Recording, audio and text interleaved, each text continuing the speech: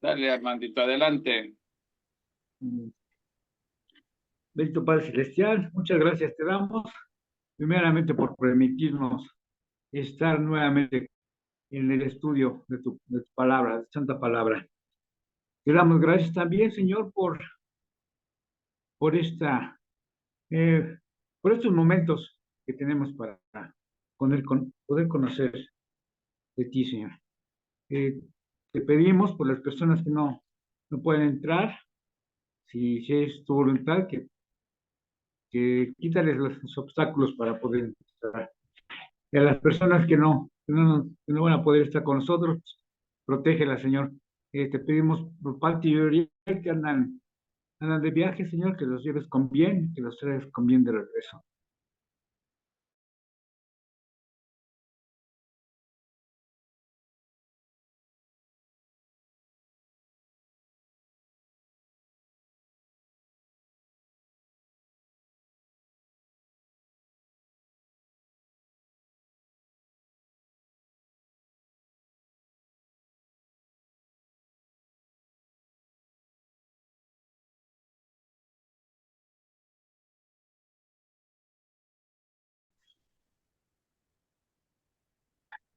Ya regresó. Ya regreso. Si hay problemas, ya ves que cuando empiezan las lluvias siempre hay problemas tanto con los Sí, teléfonos como las señales. el internet. Así es. Bueno, déjame alistar la presentación.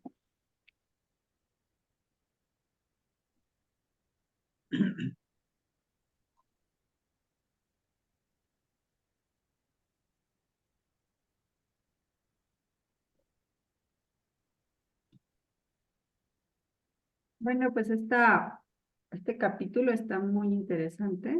Yo la verdad me costó mucho trabajo entenderle. Cuando empecé a leer dije, pues, ¿qué es esto? O sea, no entendí absolutamente nada. Entonces, pues ya me apoyé de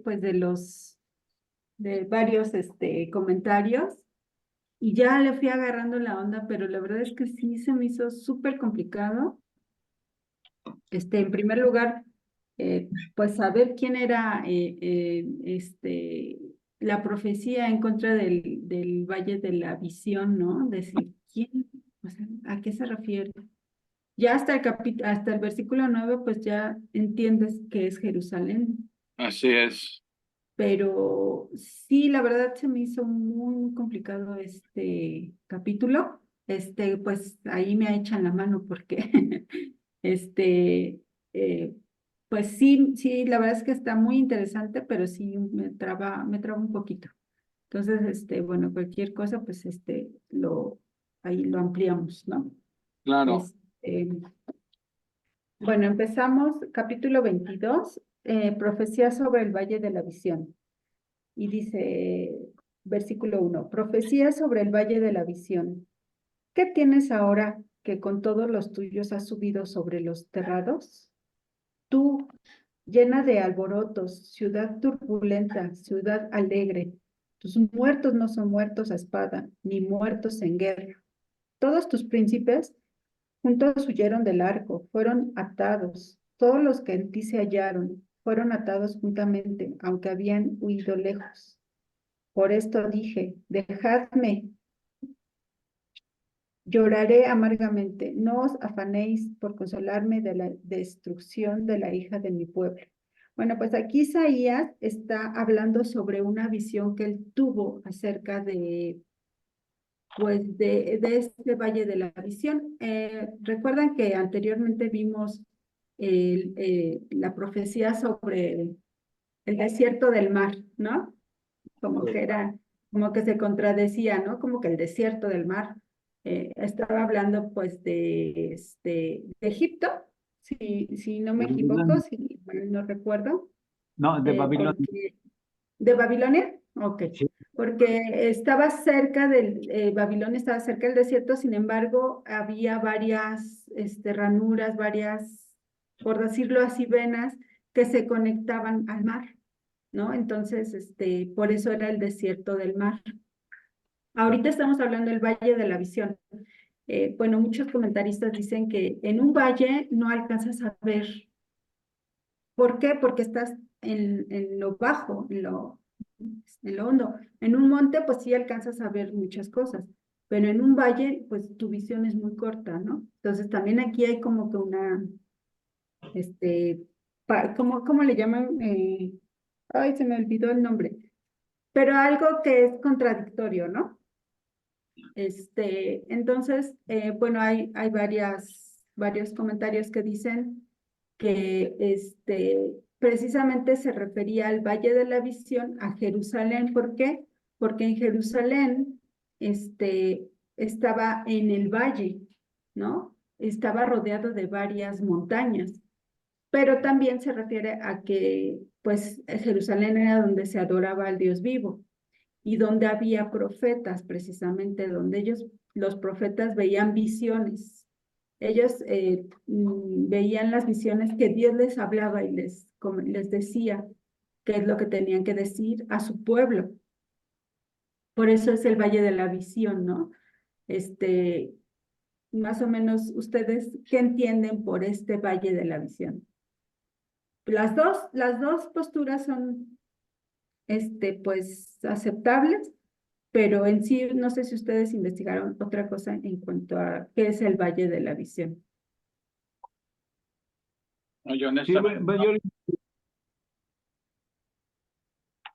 adelante, adelante. no, digo que yo la verdad no investigué el por Ah, qué. sí, yo estuve leyendo aquí en con Matthew Henry, dice que pues sí, la ciudad de Jerusalén está rodeada por montañas, pero también tiene bastante infinidad de valles. Y es llamada Valle de la Visión porque ahí, como tú mencionaste hace rato, ahí era conocido al verdadero Dios, y que además los profetas conocían los destinos de Dios por medio de las visiones. Pero en sí el valle es por lo del valle ay, no fue el nombre ahorita, pero bueno, eh, eso era lo que daba a entender cuando se refería a Jerusalén, en este caso como Valle de la Visión. Sí, y por ejemplo, bueno, prácticamente era, como les comento, ya en el versículo 9 ya vamos a ver que se trata de Jerusalén. Pero también la duda era, ¿por qué hay una profecía contra Judá en medio de todas estas profecías de las naciones, de las demás naciones, de los paganos? ¿Por qué a De los, Judá?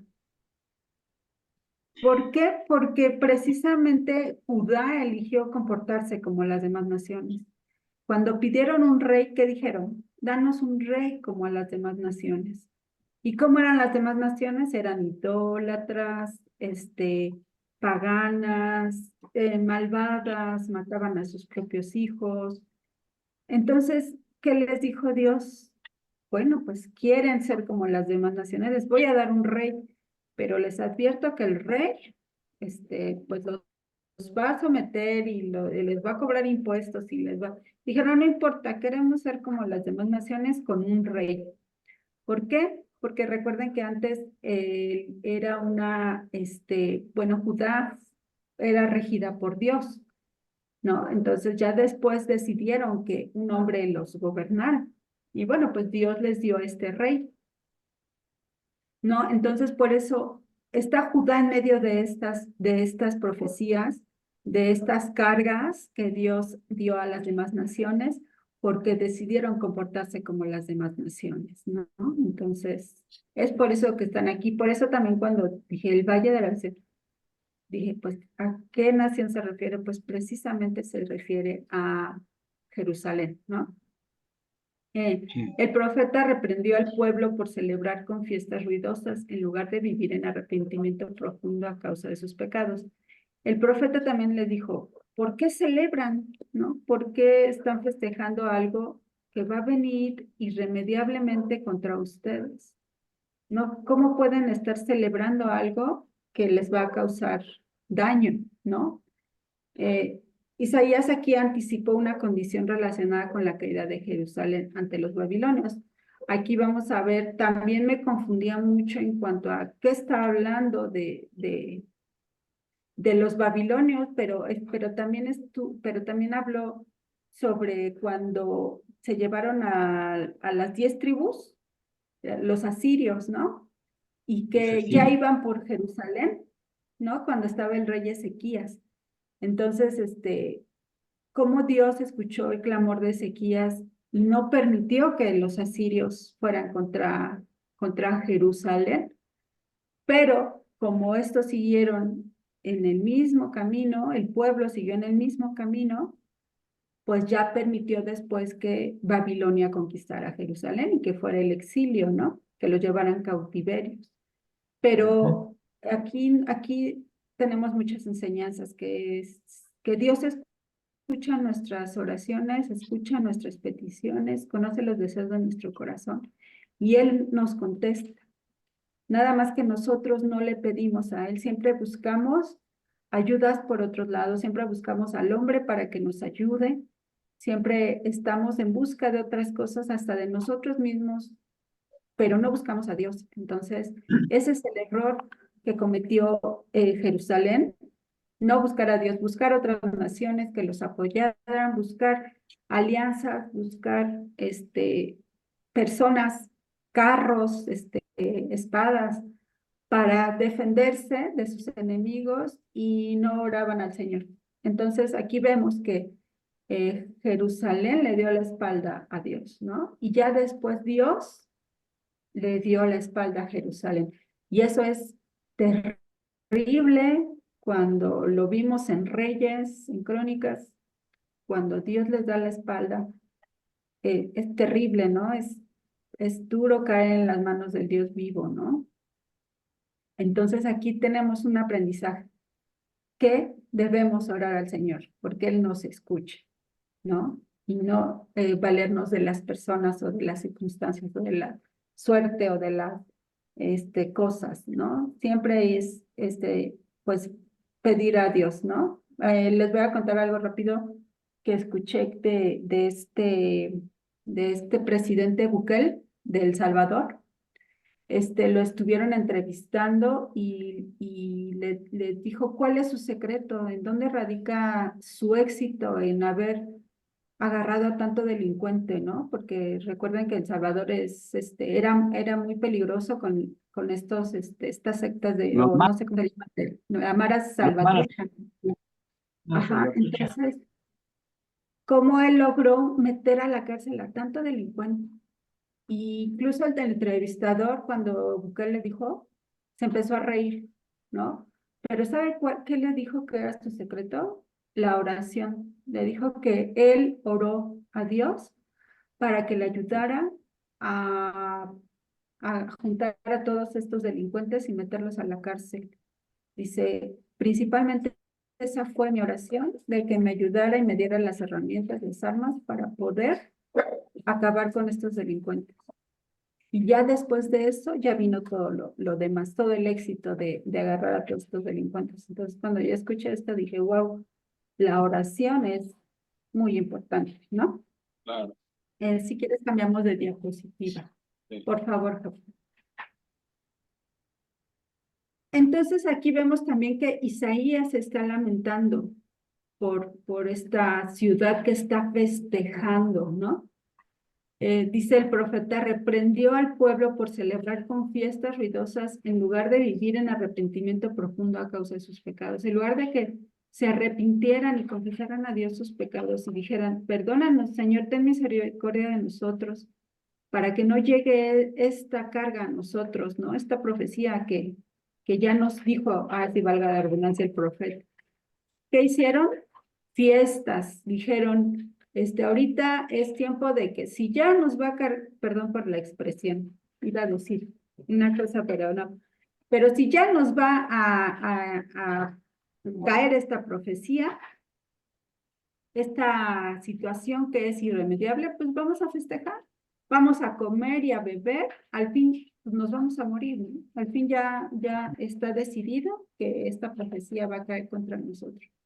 En lugar de que se arrepintieran y dijeran que mejor que Dios no permitiera esta carga sobre ellos, decidieron festejar, ¿no? Incluso dice que tenía, que iba a haber gente muerta, pero no a espada ni por guerra, ¿no? Entonces dice, pues, ¿cómo? Pues realmente morían, pero, por ejemplo, cuando los asediaban, cuando llegaba el asedio a Jerusalén, pues la gente se escondía, ¿no? O sea, se resguardaba y siempre buscaba que hubiera agua, que hubiera comida, porque sabían que el asedio iba a ser largo. Incluso lo que provocaría que si esto iba a ser largo, los estaban asediando por un tiempo largo, pues ya no iban a tener agua ni comida. Entonces, esta gente iba a morir, pero no a espada, sino de hambre, de sed, ¿no? Porque estaban ahí asediados.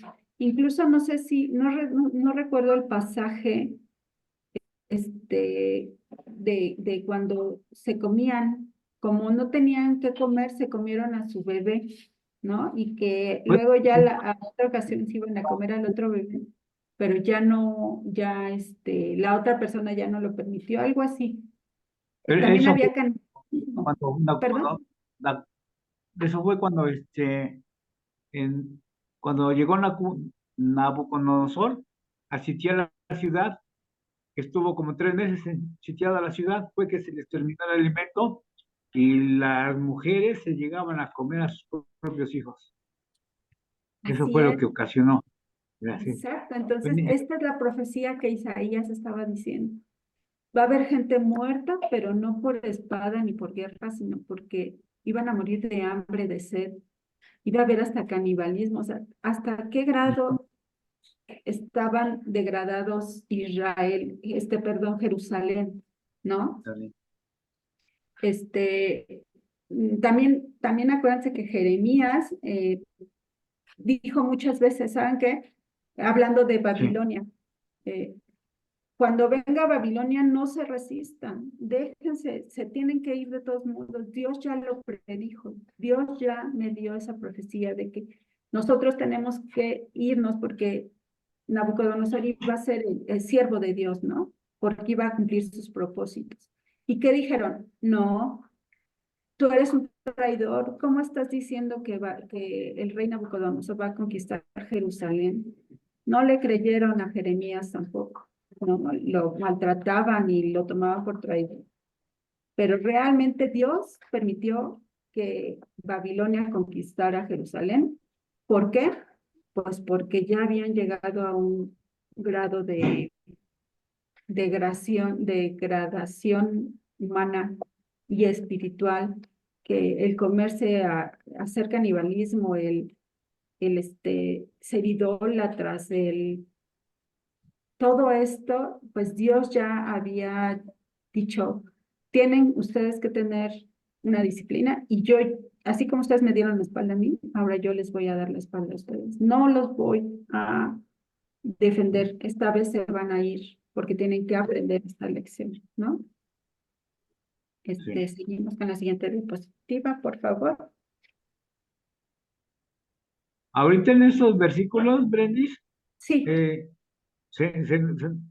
lo que trata de decir aquí Isaías es que pues él estaba triste porque venía viendo el trato que daba este Sennacherib a todo Judá, que venía arrasando los pueblos de Judá antes de llegar a Jerusalén. A ellos, incluso más adelante nos menciona que hasta los príncipes y los grandes jefes militares, los oficiales, abandonaban sus puestos para huir, pero aún así los atrapaban el ejército de asirio.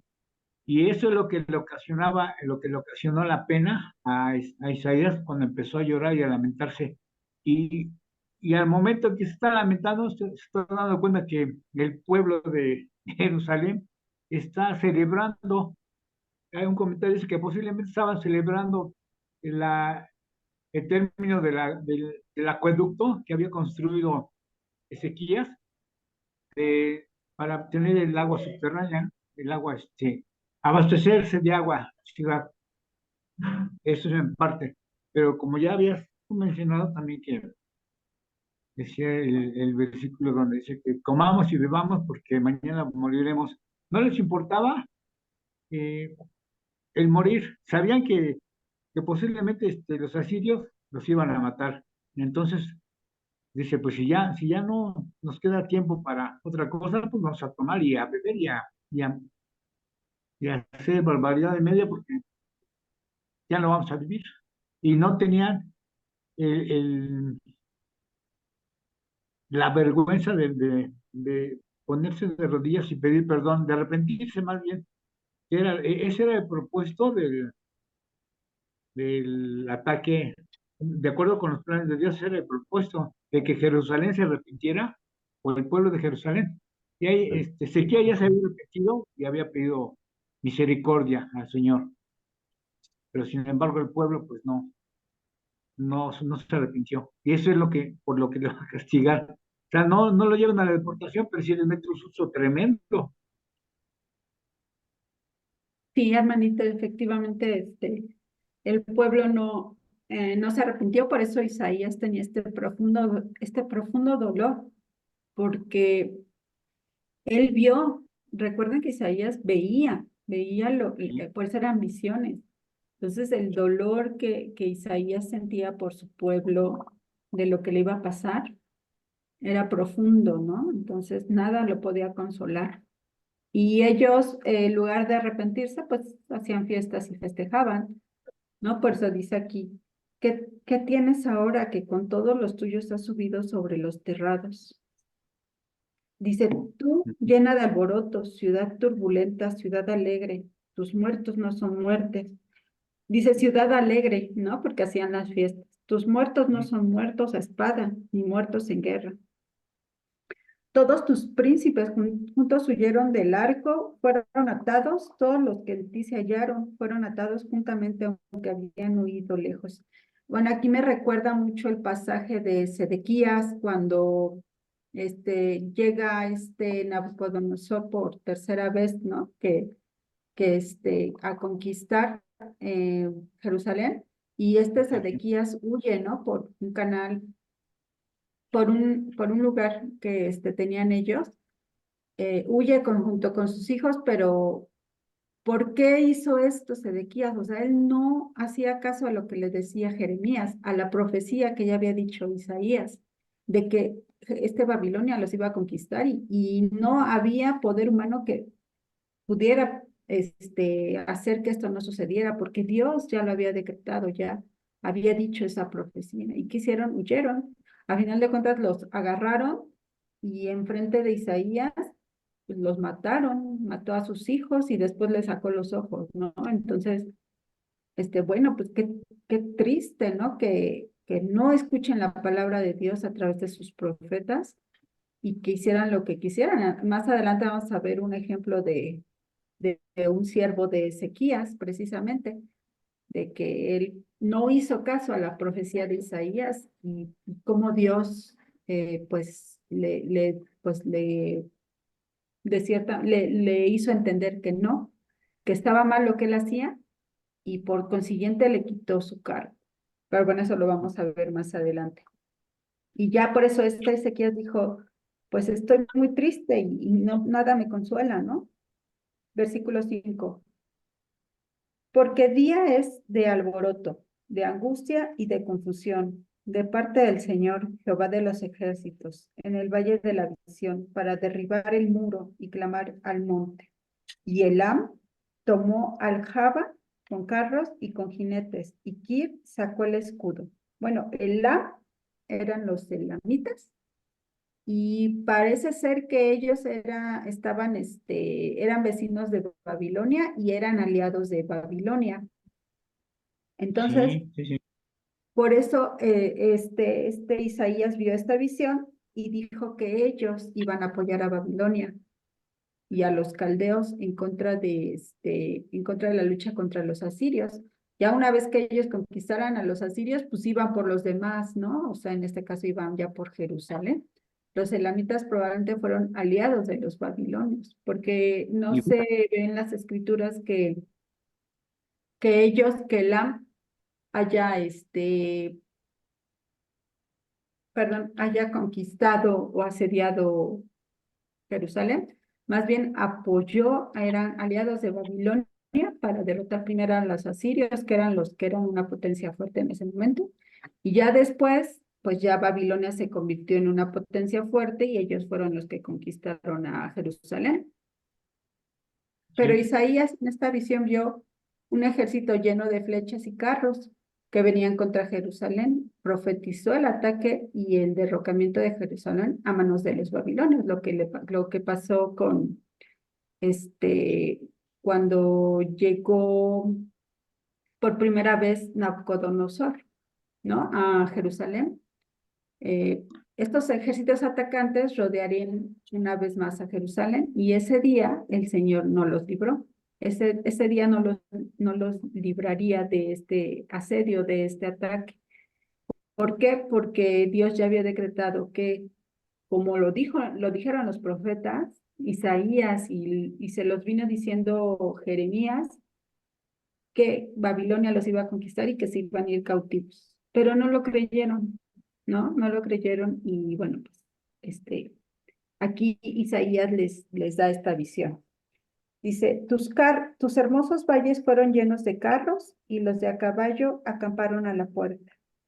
Y desnudó la cubierta de Judá y miraste en aquel día hacia la casa de armas del bosque. Si quieres cambiamos de diapositiva, por favor. ¿Visteis las brechas de las... ¿Perdón? Sí, perdón, estos elamitas vienen representando a Persia, y los de aquí venían siendo los medos, prácticamente, pues ya venían siendo aliados. Recuerda que en la semana pasada que hablábamos de la destrucción de Babilonia a través de los asirios, ellos cuando los capturaron, pues también les exigían, eh, aparte del tributo, les pedían que sus ejércitos los ayudaran a seguir conquistando a otros pueblos. Eso era una manera de pagar el tributo. Y fue por eso que estos ejércitos vienen siendo mercenarios, por decirlo así, que son los que Exacto. intervinieron en el asedio. Sí, como guerrilleros, ¿no? No tanto como guerrilleros, sino como eh, militares a sueldo. Los mercenarios hacen su trabajo por dinero, los guerrilleros no, lo hacen por convicción, lo hacen por sus ideales, que es diferente. Ok. Bueno, ok, gracias, Armandito. Bueno, entonces aquí estamos viendo que Jerusalén hace todos los preparativos incorrectos para una batalla venidera. A pesar de que se les había dicho que iban a ser conquistados, de todos modos ellos se resistían, ¿no? Sí. Bueno, estos pasajes se refieren precisamente a Ezequías y después a Josías. Ajá.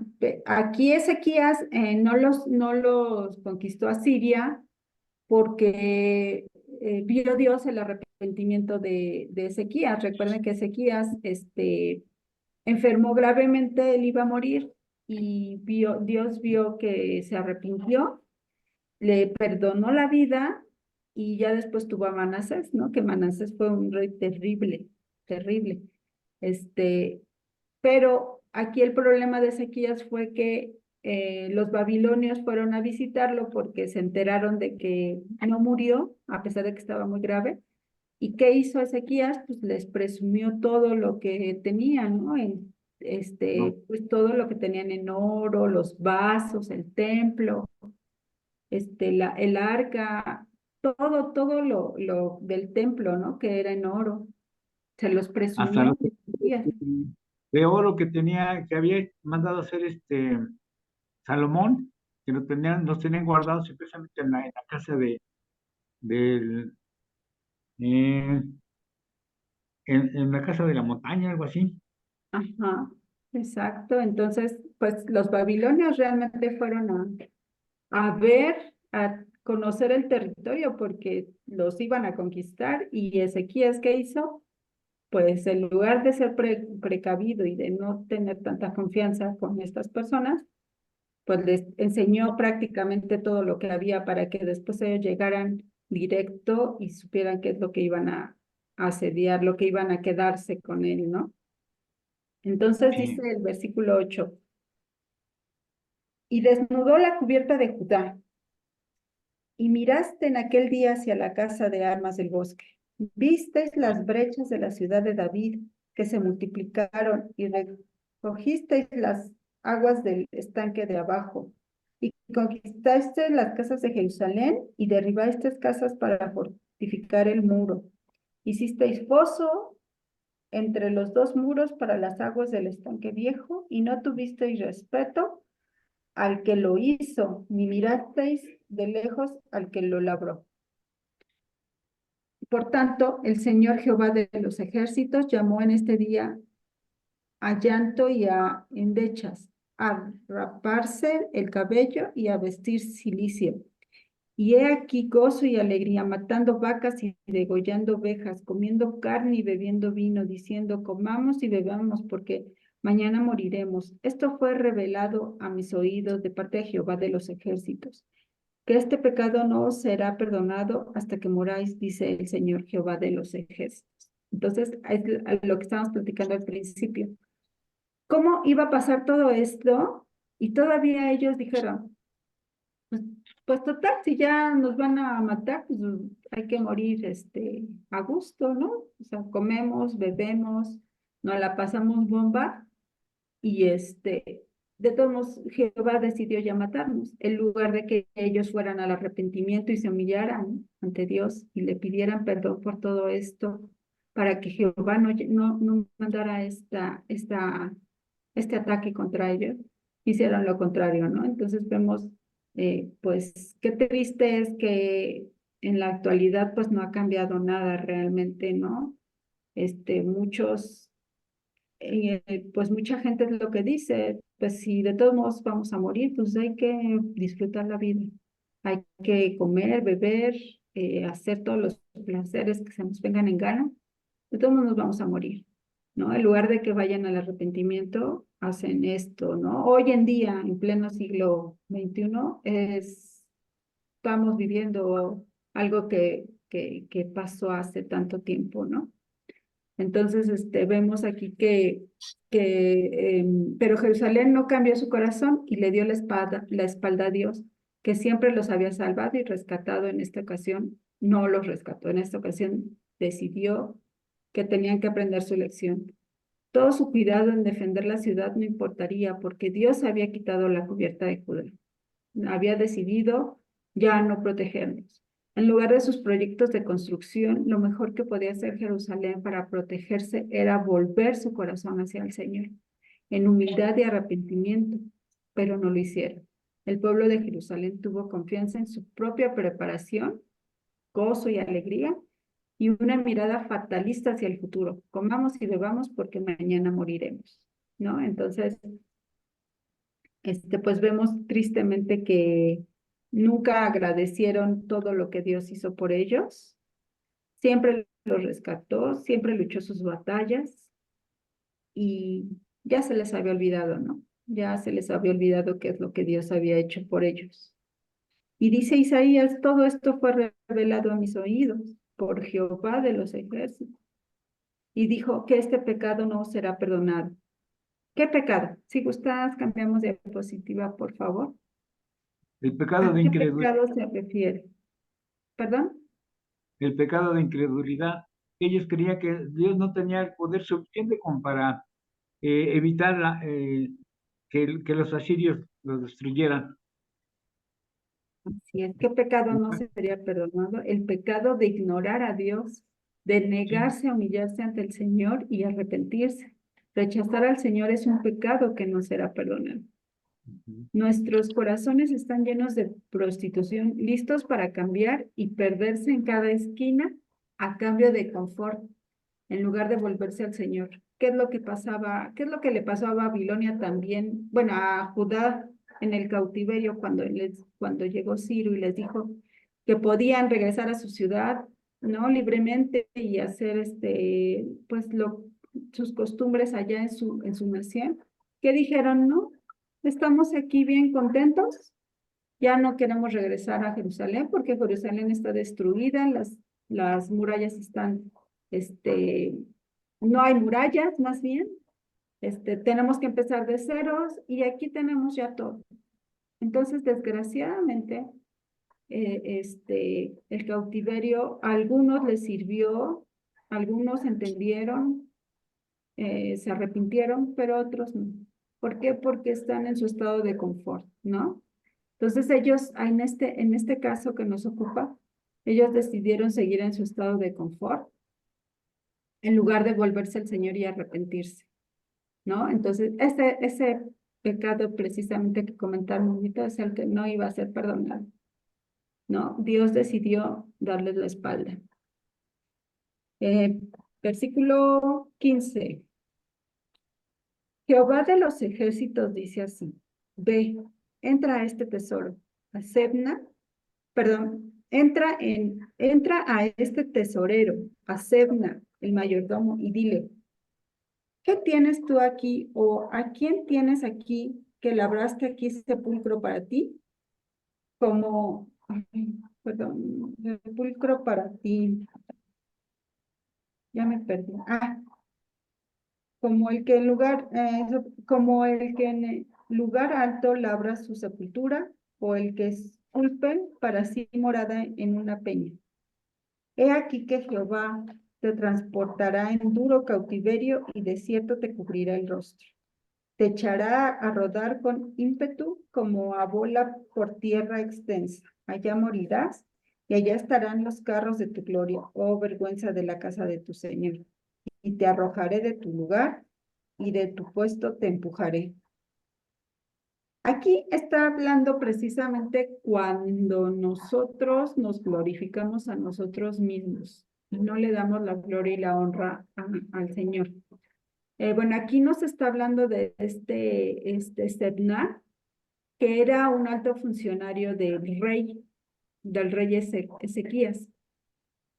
Bueno, dicen que era su mayordomo, que era como un escriba, que era un tesorero, era un político. Ajá. Y eran puestos pues de honor y de responsabilidad. Ezequías era un buen rey, pero su siervo no lo era. Entonces, pues, ¿qué pasó aquí? El juicio cayó contra Sebna, ¿no? Que era un mal siervo de Ezequías.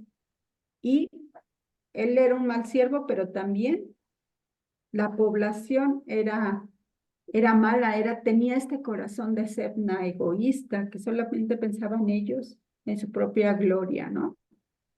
Entonces, bueno, Dios habló a este hombre orgulloso por medio de Isaías y le dijo, ¿quién te crees que eres? ¿Qué crees que tienes? Realmente no eres nada y no tienes nada. Aquí lo que está pasando es precisamente que Sebna, no creyó en la profecía de Isaías. Dijo, o sea, esto que Isaías está diciendo, a mí no me va a pasar. Yo voy a hacer mi tumba, para que mis restos descansen aquí en Jerusalén. Yo no me voy a ir a ningún lado, ni me voy a morir en otro lado, ¿no? Y antes, hacerse una tumba, labrarse una tumba, era como de poder, ¿no? Como que esta persona que hacía su tumba tenía dinero. Era una persona de poder muy importante, ¿no? Entonces, pues esto fue lo que hizo Sebna, ¿no? Hizo su propia tumba y dijo, a mí no me van a llevar, ¿no? ¿Y qué le está diciendo aquí Dios realmente a Sebna? Aquí dice, Sebna se hizo una tumba elegante y prestigiosa. En esta época era una demostración de poder y riquezas significativos. En esto Sebna representó a toda Jerusalén con su obsesivo interés propio. Además, no creyó lo que Isaías profetizó acerca de los pueblos de Judá y Jerusalén, que serían llevados al exilio. En cambio, el Señor se aseguraría de que nunca lo enterraran en su prestigiosa y costosa tumba, sino que moriría en el exilio. Aquí Dios le dijo, pues, ¿qué crees? Que tu tumba no va a ser ocupada por ti aquí en Jerusalén, porque te vas a ir al exilio y vas a morir en otra nación, en otro lugar, que no es tu tierra.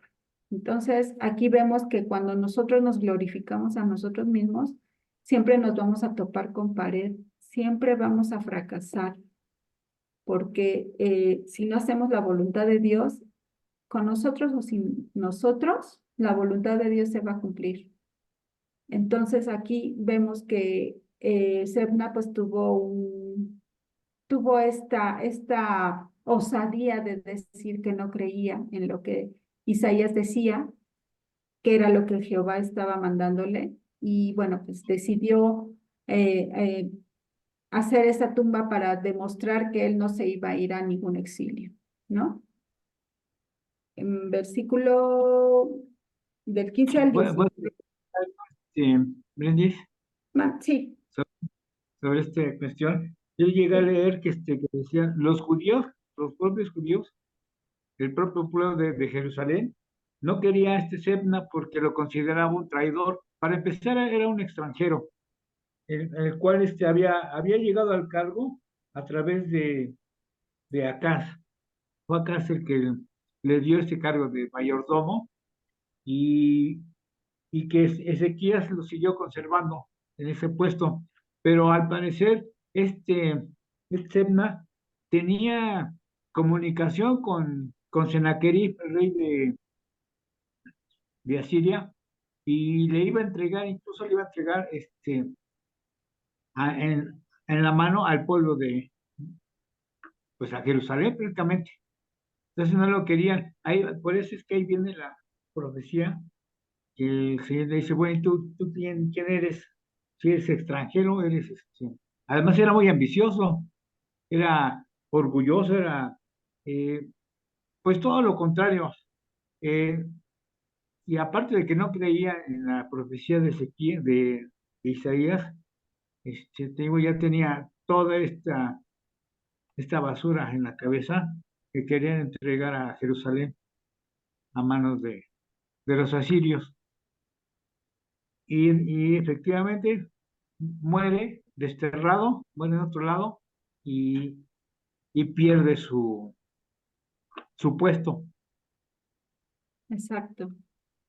Exacto. Ahora vamos a ver lo contrario cuando glorificamos al Señor, qué es lo que pasa, ¿no? Versículo 20. En aquel día llamaré a mi siervo Eliakim, hijo de Hilcías, y lo vestiré de tus vestiduras, y lo ceñiré de tu talabarte, y entregaré en sus manos tu potestad, y será padre al morador de Jerusalén y a la casa de Judá. Y pondré la llave de la casa de David sobre su hombro, y abrirá, y nadie cerrará, cerrará, y nadie abrirá. Y lo hincaré como clavo en lugar firme, y será por asiento de honra a la casa de su padre.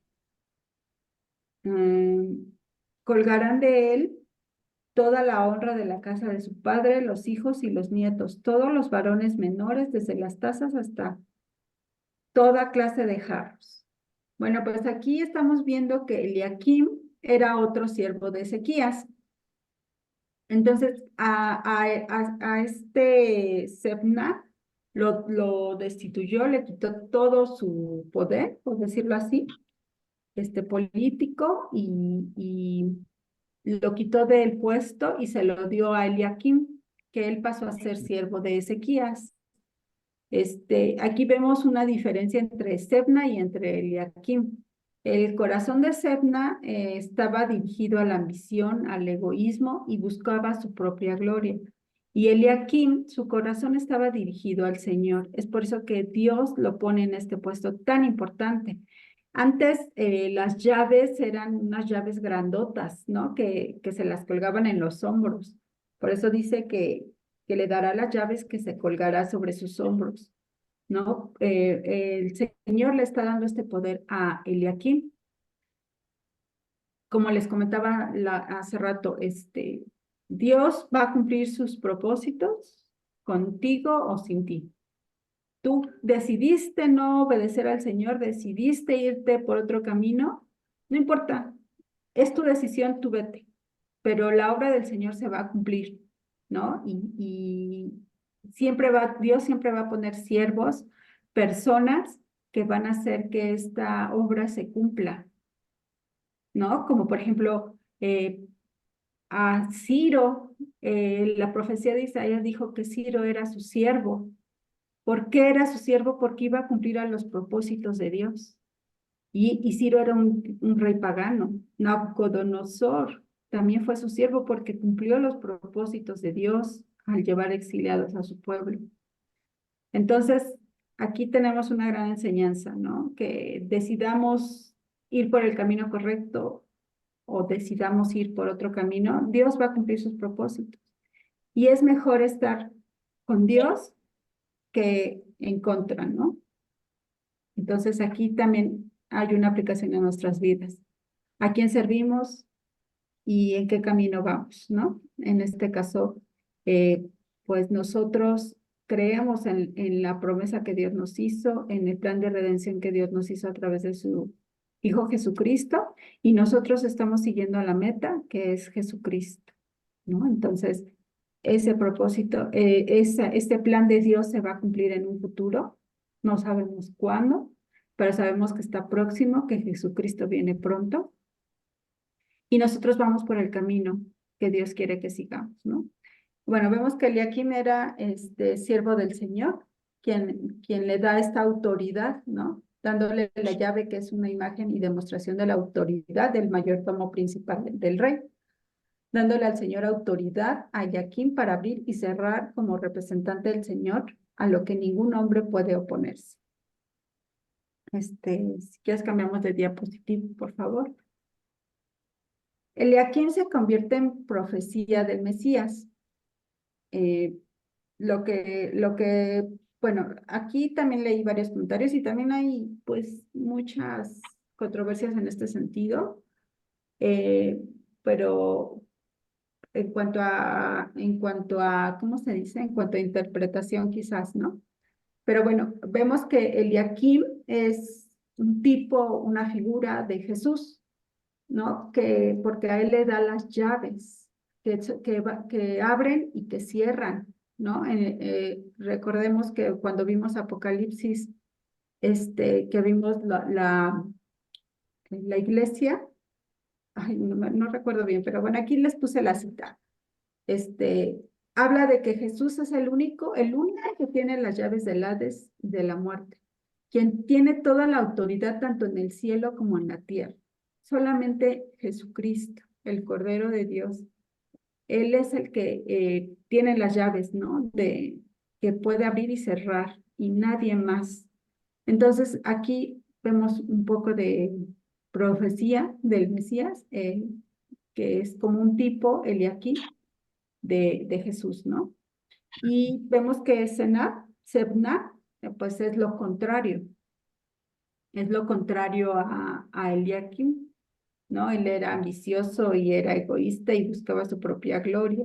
Y eso, pues, es lo que le pasa a los que no siguen la palabra de Dios. En este caso, bueno, hay comentaristas que dicen que por así compararlos, Sebna, pues, sería un tipo del hombre del anticristo, ¿no? De la persona que quiere llegar a reinar, bueno, que en un futuro va a venir diciendo que él es el Mesías, pero que va a llevar a toda la gente a la perdición, a todos los que creen en él, que es el anticristo, pues se van a la perdición, se van a la muerte eterna, ¿no? Aquí también tengo un poco de confusión, pero pues más o menos fue lo que alcancé a comprender. Ya si estoy equivocada, bueno, pues ya me dirán ustedes. ¿Quieres cambiamos de diapositiva, por favor?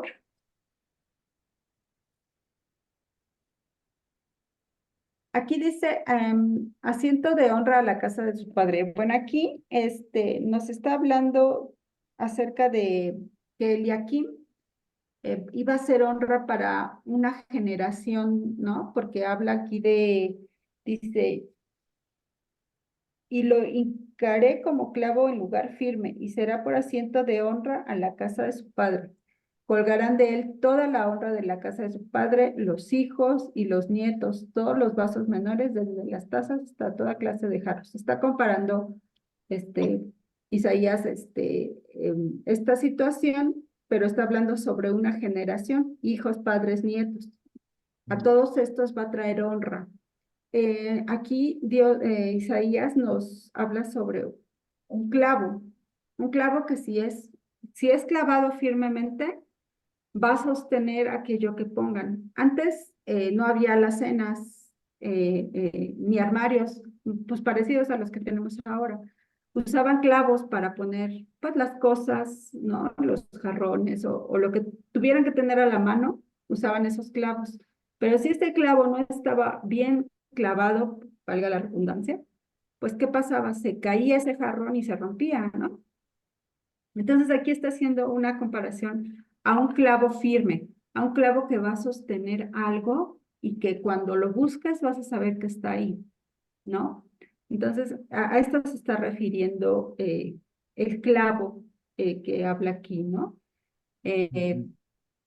Por decirlo así, nuestro Señor Jesucristo es eso que tenemos seguro, eso que sabemos que está ahí, que está firme, ¿no? Para nosotros, sabemos que Él es la vida eterna, que Él es la fuente de agua viva.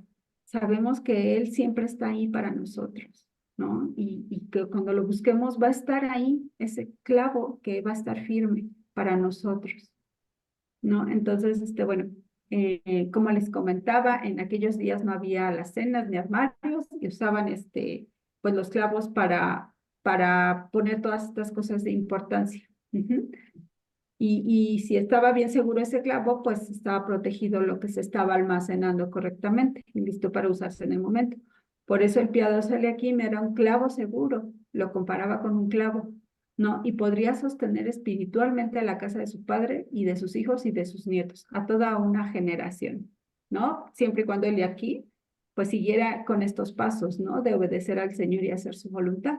Dado que Eliaquim es una imagen de Jesús, también vemos en esto la dependencia total del creyente en Jesús como el único salvador de todos los espíritus humanos perdidos. Entonces, por eso decimos que es un tipo de Jesús que ya después en el versículo 25, si quieres cambiemos de diapositiva, por favor, dice, en aquel día dice Jehová de los ejércitos, el clavo hincado en lugar firme será quitado, será quebrado y caerá, y la carga que sobre él se puso se echará a perder, porque Jehová habló.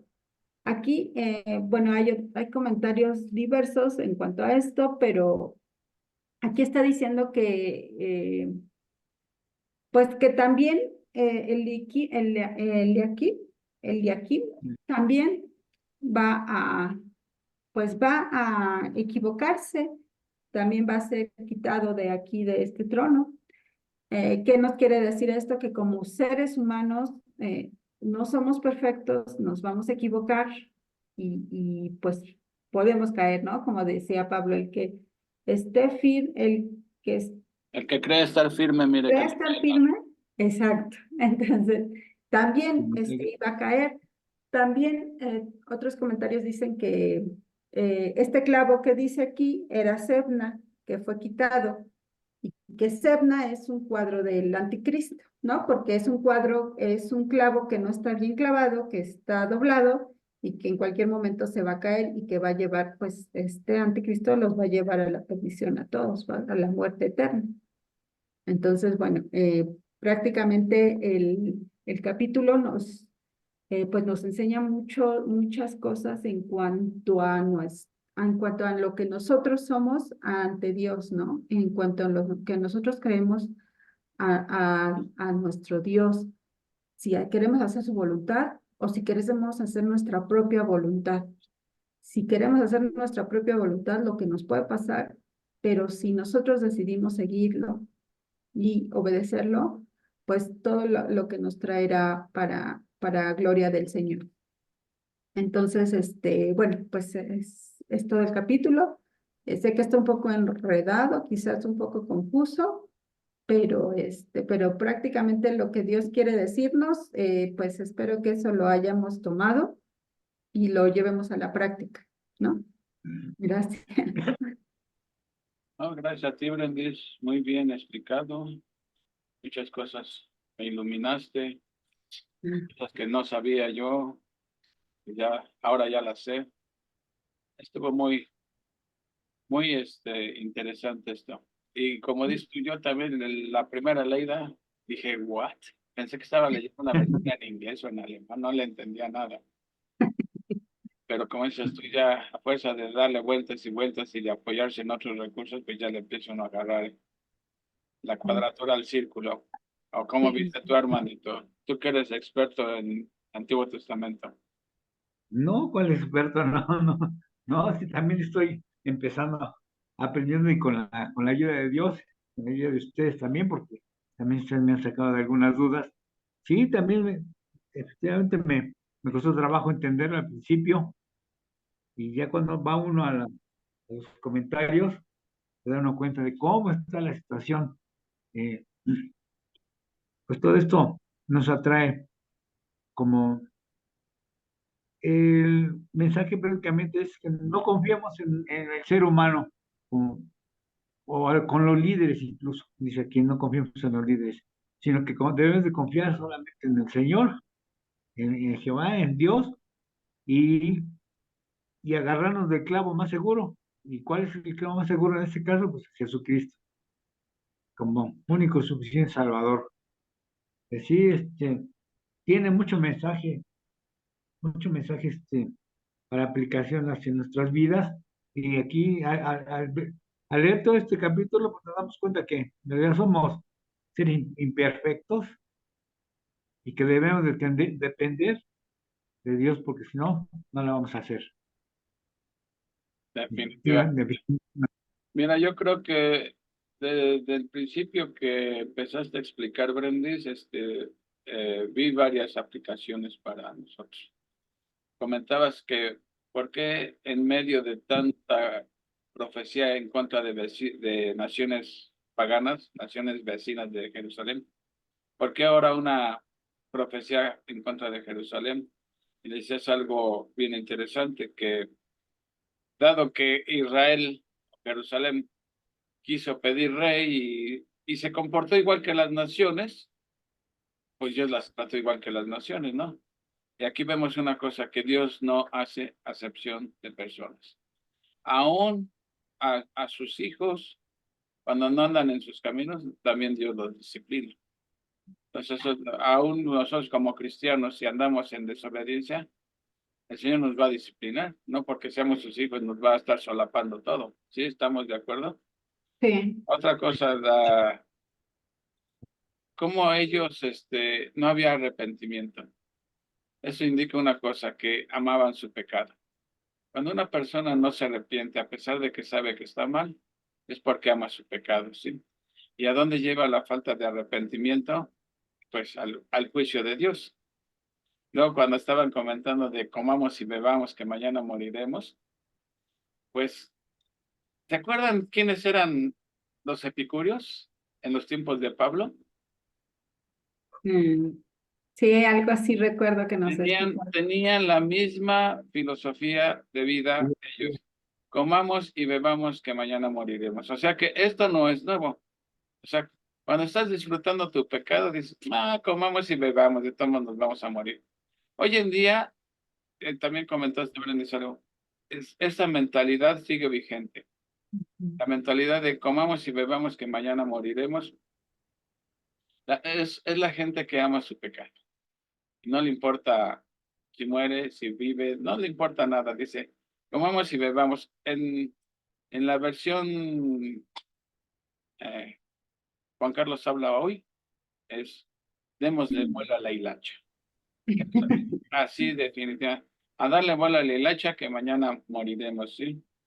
Entonces, vemos que esta filosofía no es nueva, y por años, miles de años existe esta mentalidad.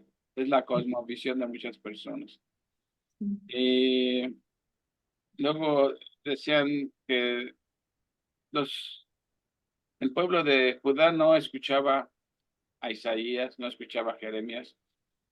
¿Y a qué equivale no escuchar al profeta? ¿A qué No equivale? escuchar a Dios. Exactamente, no escuchar a Dios. El que no escucha al profeta, el que no le cree al profeta, no está escuchando a Dios, no le está creyendo a Dios.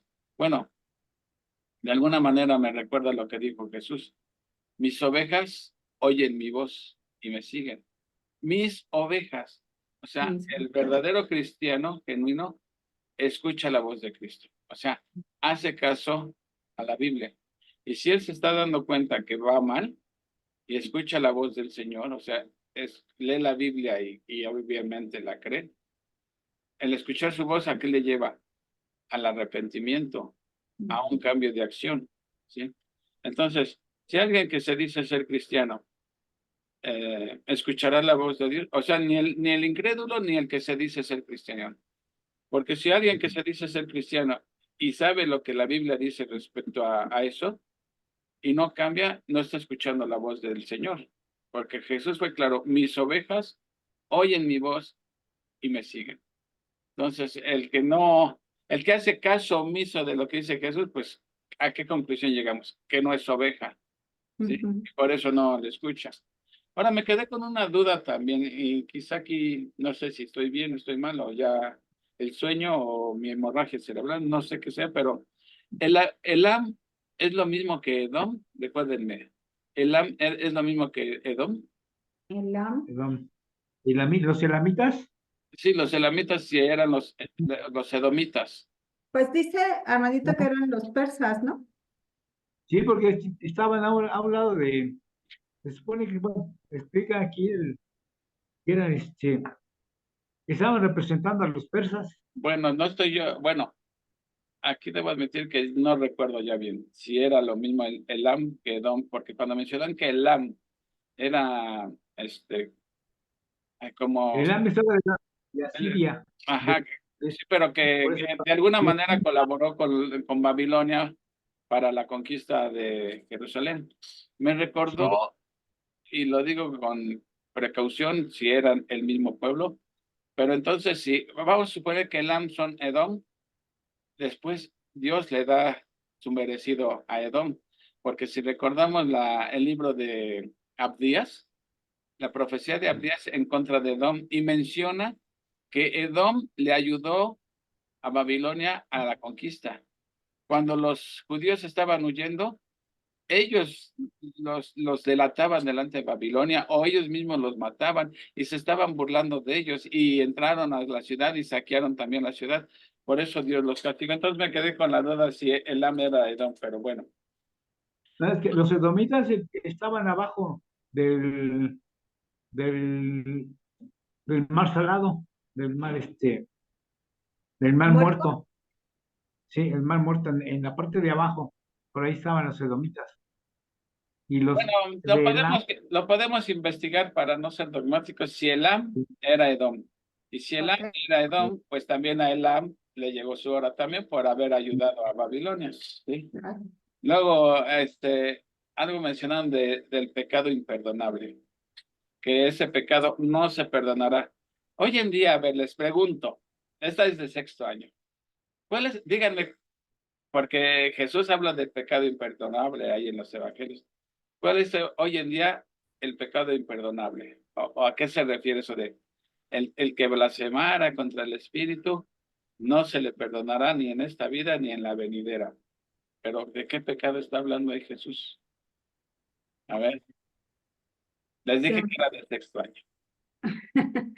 Pues de que no podemos hablar en contra del Espíritu Santo. Y ese no, o sea,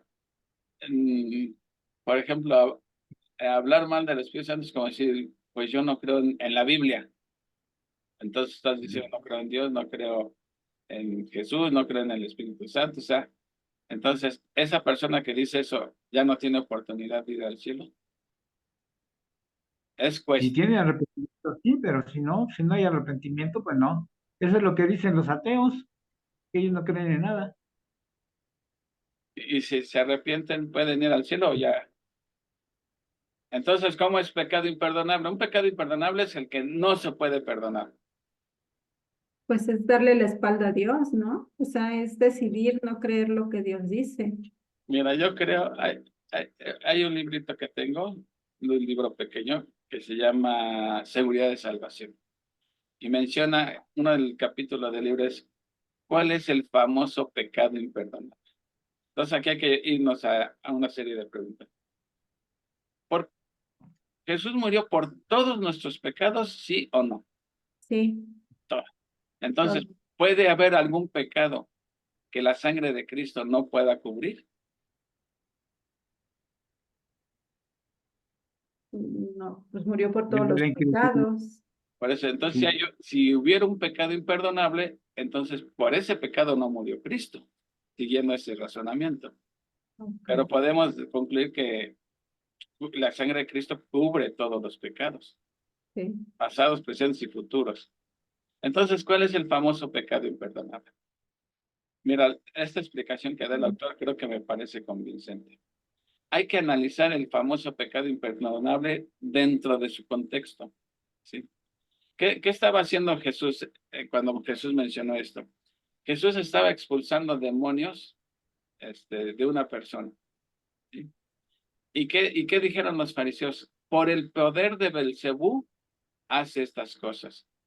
Cuando era por el poder del Espíritu Santo, ¿sí? Entonces Jesús dijo, todo aquel que cometa pecado en contra del Espíritu Santo no se le perdonará ni en esta vida ni en otra. Entonces, ¿cuál es el contexto? Los fariseos estaban negando la realidad de Dios, pero ellos estaban presenciando un milagro de Jesús. Físicamente estaban ellos presenciando un milagro y lo estaban negando. Entonces, para que uno pudiera cometer el pecado imperdonable, necesitaríamos que Jesús estuviera aquí físicamente, estuviera realizando milagros y nosotros estuviéramos diciendo, eso es por el poder de Satanás. Pero dado que Jesús ya no está aquí, no puede existir el pecado imperdonable, ¿sí? Ah, Porque tendrá que estar Jesús aquí haciendo un milagro y nosotros negándolo, ¿sí? Entonces, ese sería el pecado imperdonable.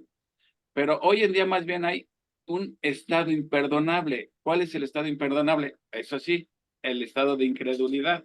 Eso sí, Incredulidad. no se puede perdonar porque están en incredulidad. Porque muchas veces alguien dice, ay, ¿no habré cometido el pecado imperdonable? Ya no tengo salvación. No, no, no, no, no. El pecado imperdonable es que uno negara la realidad de Dios, pero estando aquí Jesús presente, realizando un milagro, y que nosotros lo negáramos. Entonces sí sería pecado imperdonable. Pero para que hoy en día existiera el pecado imperdonable, tendría que estar Jesús aquí haciendo milagros y alguien negándolo. No sé si me expliqué o los embrollé más. sí, no, sí, pero ¿Sí? hablando en el contexto que estamos hablando del Antiguo Testamento, el pecado imperdonable es eso precisamente. Sí, sí, sí, no creerle a Dios. Ah, ok. Y eso lleva al siguiente punto que tengo aquí. Ignorar a Dios es cosa terrible, ¿verdad? Me recuerda, no es primera vez con Isaías que se ignora a Dios. Todo esto ha sido de siempre. Por ejemplo, Abel ignoró a Dios, ¿no? Y quiso presentar la ofrenda que se le ocurrió. Pero Pablo en el capítulo, fíjense, si tienen ahí su Biblia a la mano, vayan a Romanos 1, que hoy en día las consecuencias de ignorar a Dios, en Romanos 1. ¿Sí? ¿Lo están buscando? Sí, Sí, Romanos sí. 1. Donde está hablando de la culpabilidad del hombre, pero aquí en este caso de los gentiles. Miren, Romanos 1. ¿Qué versículo? del 18 en adelante vamos a leer, al cabo tenemos algo de tiempo. Vean, ya estamos en Romanos 1:18. Sí. Porque la ira de Sí. Dios se revela desde el cielo contra toda impiedad e injusticia de los hombres que detienen con injusticia la verdad. Ahí nos están dando la razón de la ira de Dios. Porque lo que de Dios se conoce les es manifiesto, pues Dios se los manifestó. ¿Cómo se los manifestó? Vean el 20. Porque las cosas invisibles de Él, ¿cuáles son sus cosas invisibles? Su eterno poder y deidad. Se hacen claramente visibles desde la creación del mundo, siendo entendidas por medio de las cosas hechas, de modo que no tienen excusa. Y aquí vienen las razones. Pues habiendo conocido a Dios, no le glorificaron como a Dios, ni le dieron gracias, sino que se envanecieron en sus razonamientos y su necio corazón fue entenebrecido. O sea, el hombre en un momento tenía conocimiento de Dios, ¿cómo? Por medio de la creación. La creación bastaba y sobraba para hablar de un Dios creador, ¿sí? Y los hombres que hicieron, en vez de glorificarle, se envanecieron en sus tontos razonamientos. Y vamos a ver cómo en lugar de adorar a Dios, empezaron a adorar la creación. ¿Sí? Por eso había el Dios de la lluvia, el Dios del sol, etcétera. Dice, profesando ser sabios, se hicieron necios y cambiaron la gloria del Dios incorruptible en semejanza de imagen de hombre corruptible, de aves, de cuadrúpedos y de reptiles. Vean qué interesante esto. El hombre, en vez de adorar a Dios, vean cómo va su decadencia. Empieza luego a adorarse a sí mismo, ¿sí? Dice, cambiaron la gloria de Dios incorruptible en semejanza de hombre corruptible. Y luego vean cómo va la descendencia. De aves, comenzaron a adorar las aves. De cuadrúpedos, ¿sí? Y de reptiles. Normalmente, cuando uno adora algo, ese algo está por encima de uno. Nosotros adoramos a Dios porque Dios está muy por encima de nosotros. Pero, por ejemplo, siempre el adorador está por abajo del ser adorado. Si ellos están adorando a las reptiles, ahí a Santa Lagartija, la están adorando, quiere decir que el hombre es menos que una lagartija porque adora a una lagartija, ¿sí?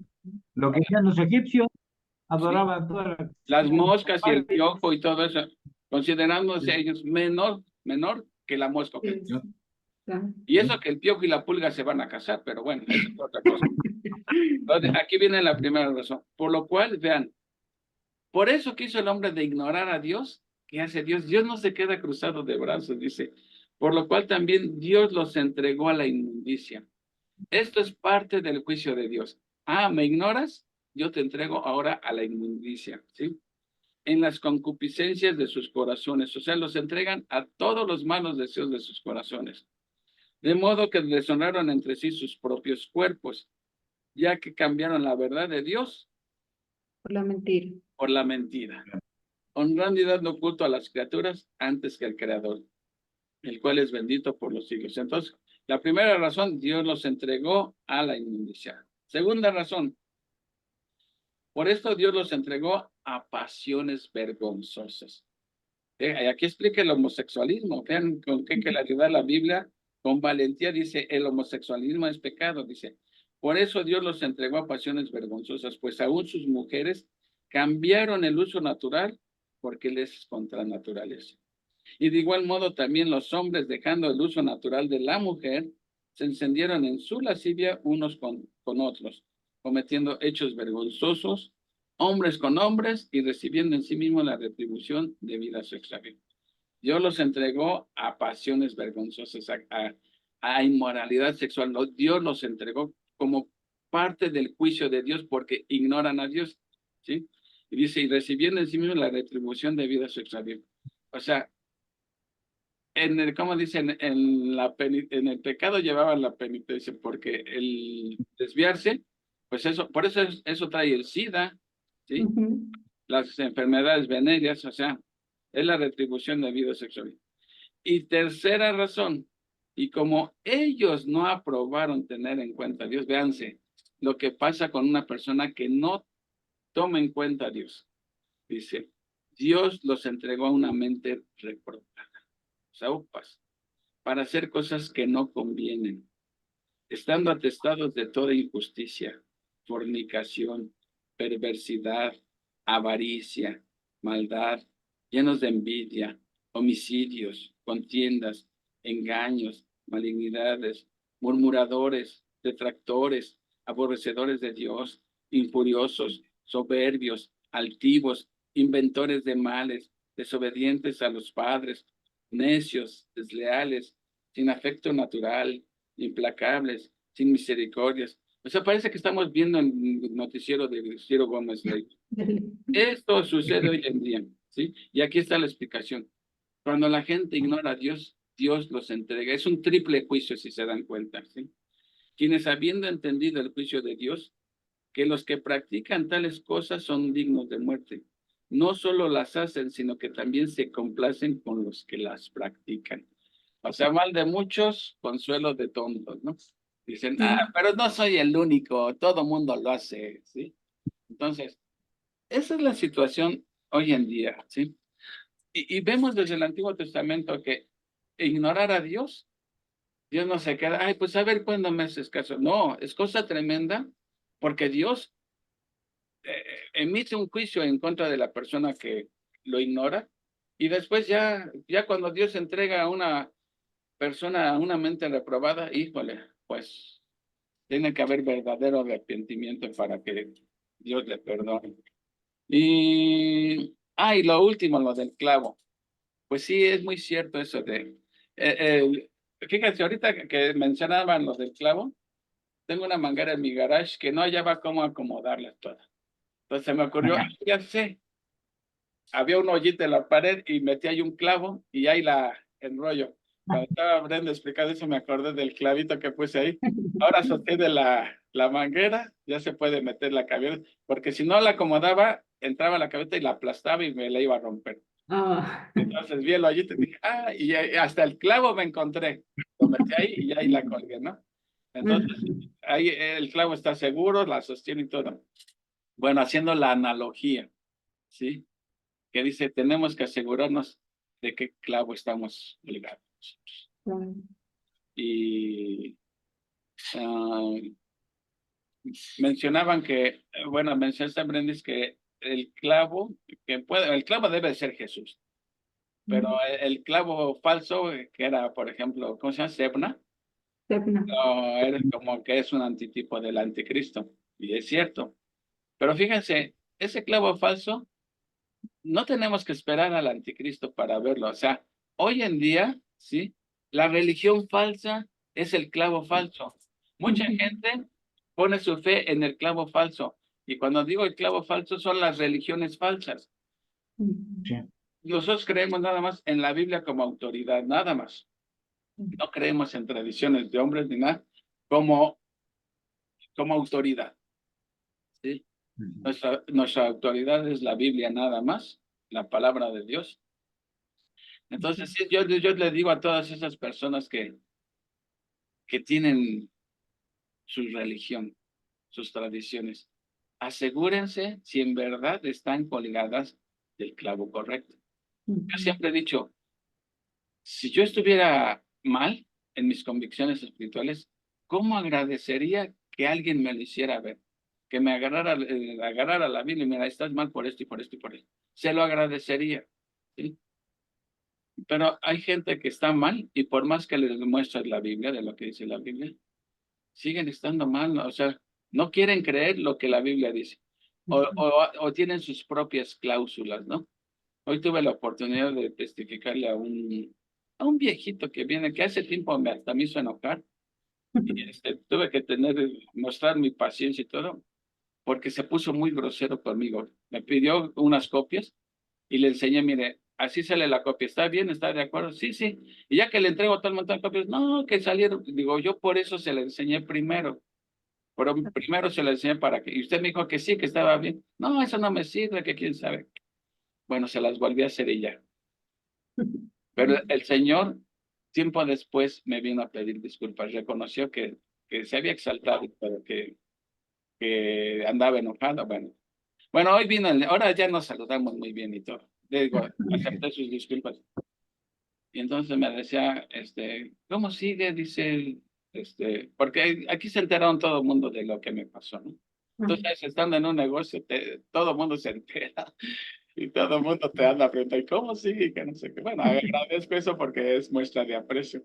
Bien, y entonces dije, pues voy a testificar. Y yo le dije, mire, a pesar de que me vi grave, o sea, lo que me pasó fue algo grave, siempre tuve confianza en mi Salvador Jesucristo, porque Él dijo, el que cree en mí tiene vida eterna, ¿sí? Y Pablo dice, el vivir es Cristo y el morir es ganancia. Entonces, yo sabía que mis días están en las manos de Dios. Estaba preparado para eso. Obviamente, esto no quiere decir que ando buscando la muerte, ¿no? Pero a la hora que tú digas, señorita, y Dios me concedió, pues volver, ¿no? otra vez digo, ni secuelas me quedaron ni nada, ¿no? Entonces yo dije, esto es obra de mi Señor Jesucristo. Y él me dice, ¿usted es católico?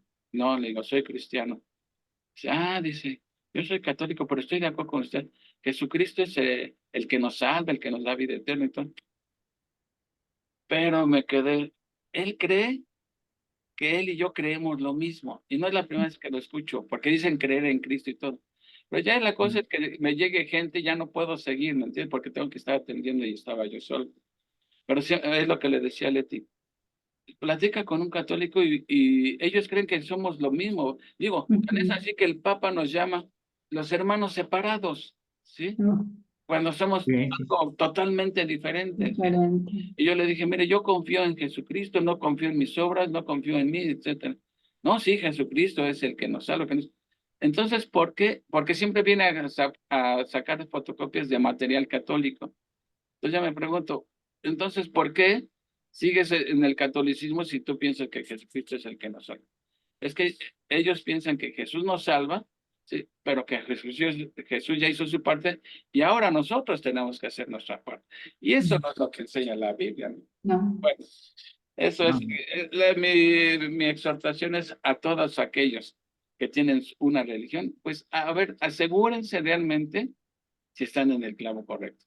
Y No. ahora que voy a hablar de la enfermedad del domingo y que te pone a las puertas de la muerte, si tu religión realmente te puede dar la esperanza que da Cristo, ¿no?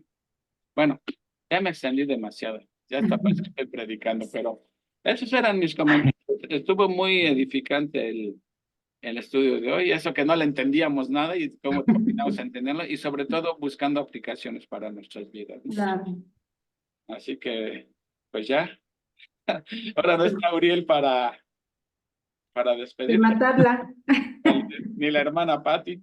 Ni la No, si hermana. no tienen ningún comentario, pues oraremos y nos vamos ya a descansar. O algún comentario, Brendis, que te haya pasado, porque luego a mí me pasa que cuando estoy enseñando, digo, ay, se me olvidó ¿Qué decir, pasó? it's too late. No, pues yo realmente tengo ahorita tu explicación estuvo muy buena y creo que se complementó con lo que vimos, ¿no? Porque, como te digo, luego uno no le entiende muy bien, pero pues tú ya vienes a complementar todo lo que aprendimos aquí para que nos quede bien firme, como el clavo, bien seguro.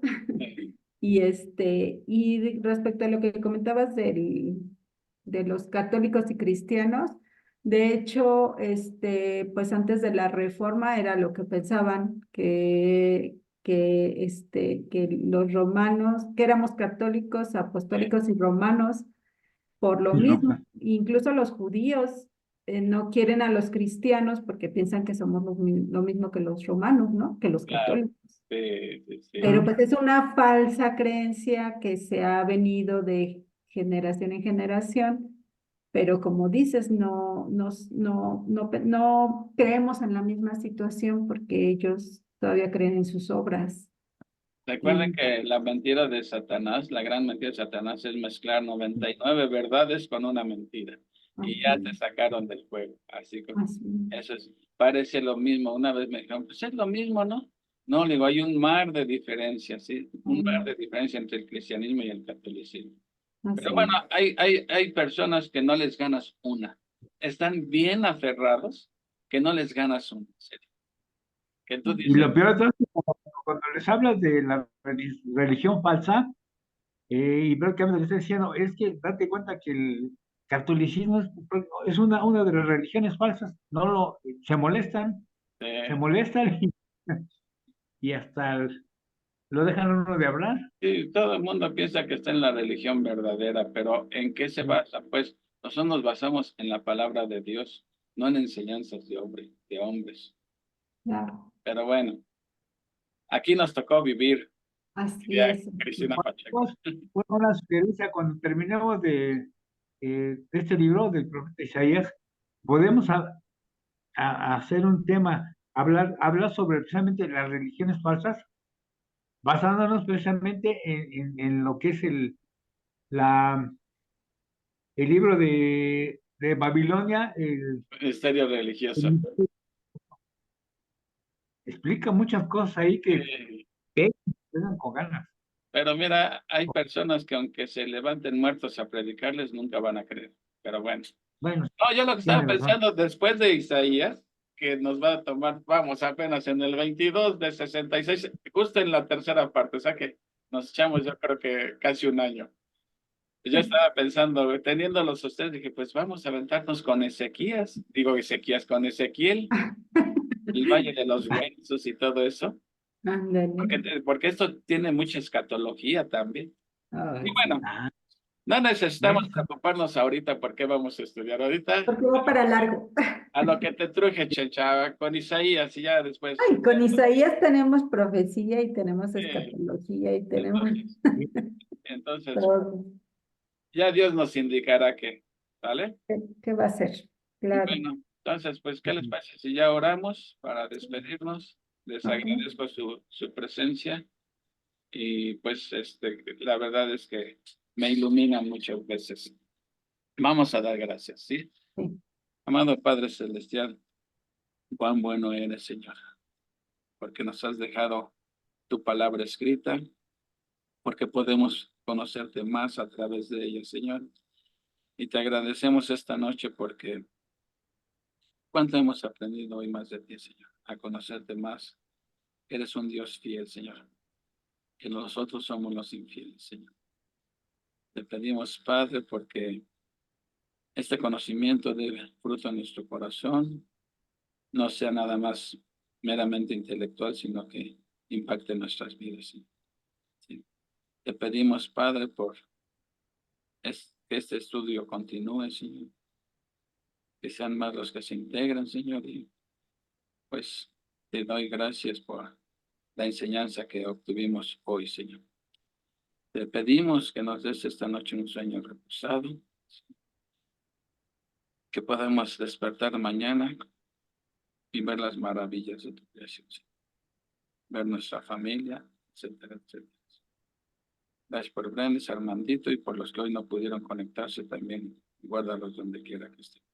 En el nombre de Cristo te lo pedimos. Amén. Amén. Bueno, Amén, amén. chicos y chicas del club, pues nos vemos el próximo viernes viene Isaías 23, que ahí Ya habla de ves, Satanás y toda esa cosa, ¿no? Del juicio contra Tiro. Ah, contra la tiro, sí. Bueno, ya llegará el viernes. Muchas gracias y que descansen. gracias. Y si Dios no dispone otra cosa, pues nos vemos próximo viernes y con Armandito nos vemos el domingo. ¿Sale? Sí, Claro que domingo. sí. Dios les bendiga. I- Cuídense mucho. Igualmente, bye. Saludos. Dios Bye. bendiga. Bye. Bye. Bye, bye. Mm,